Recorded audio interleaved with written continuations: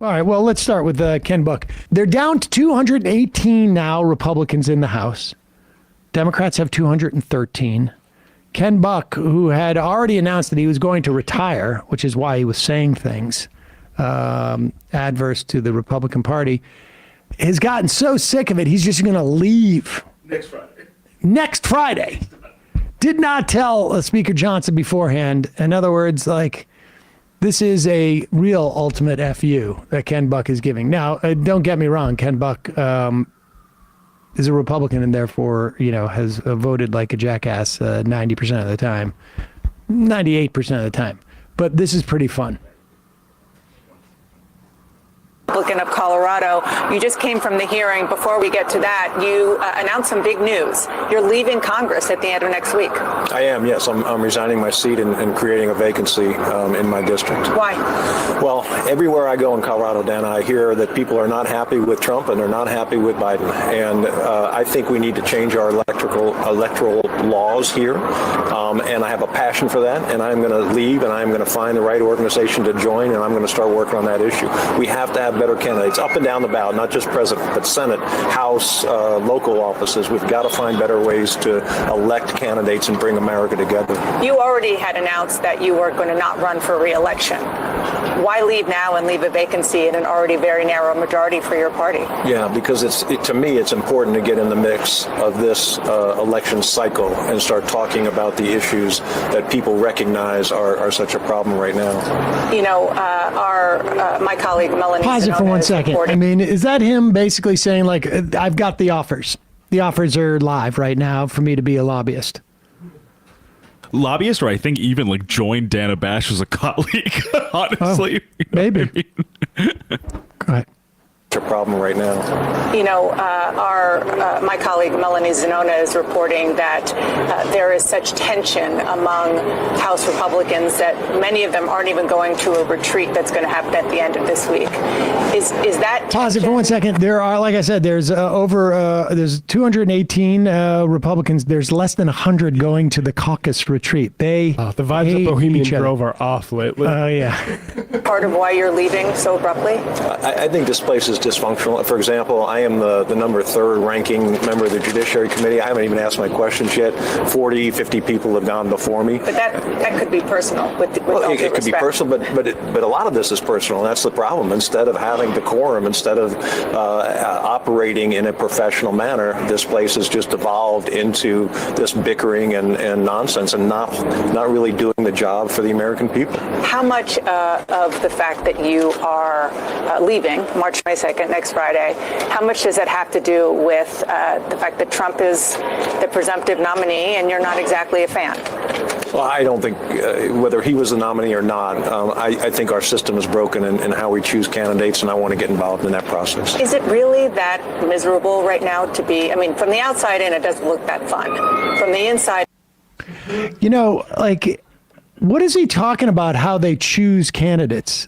There's something systemically broken, or just your party is just a crap show? Yeah, I don't know what is under an authority. It's not that radical an idea that an incumbent ends up being the president, and even if people don't like him, that happens a lot. People could have run against him, or more people could have run against Joe Biden. We've seen that in the past, but very often that incumbent ends up being the candidate. It's impressive. What's this here? It reminds you of Evan Bayh leaving the Senate. Oh, Evan Bayh was just, the worst. Exactly. I want to make this country a better place by then becoming a huge lobbyist. This is another funny clip of yesterday. Go to hear that. This place just keeps going downhill, and I don't need to spend my time here. We've taken impeachment and we've made it a social media issue as opposed to a constitutional concept. Mike Johnson's ability to talk me into staying here is going to be about as successful as his ability into talking me into unconstitutional impeachments. This place. There you go. I guess he doesn't feel that strongly about Mike Johnson's skills as a convincer. Here is Ron Johnson, the Senate's second stupidest man in the Senate, with bumbling conservative commentator Jack Posobiec, who you'll recall got caught on Bumble.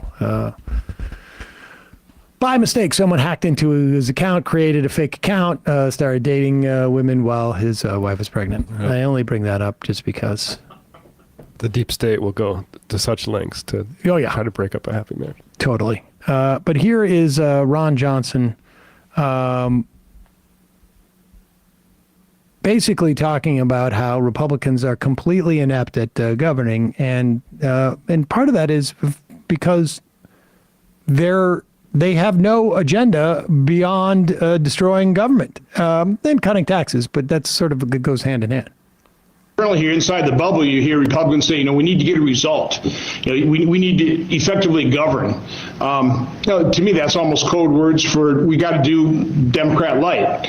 I subscribe more to the William F. Buckley definition of conservatism, which is standing athwart history and screaming, stop.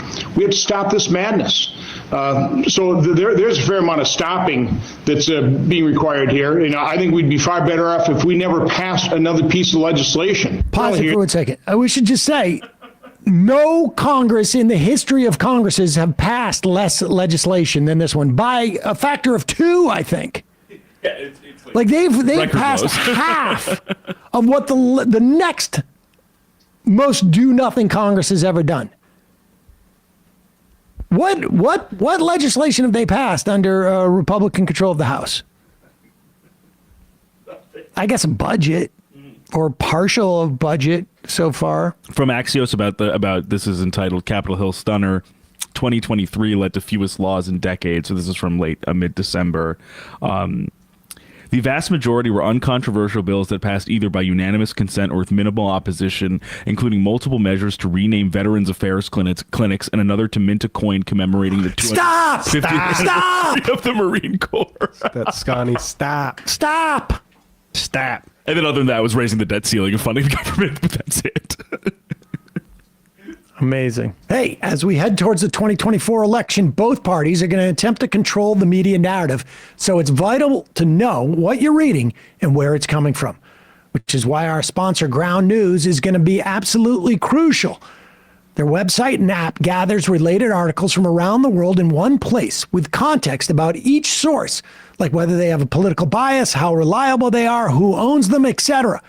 Go to ground.news/majority to check them out.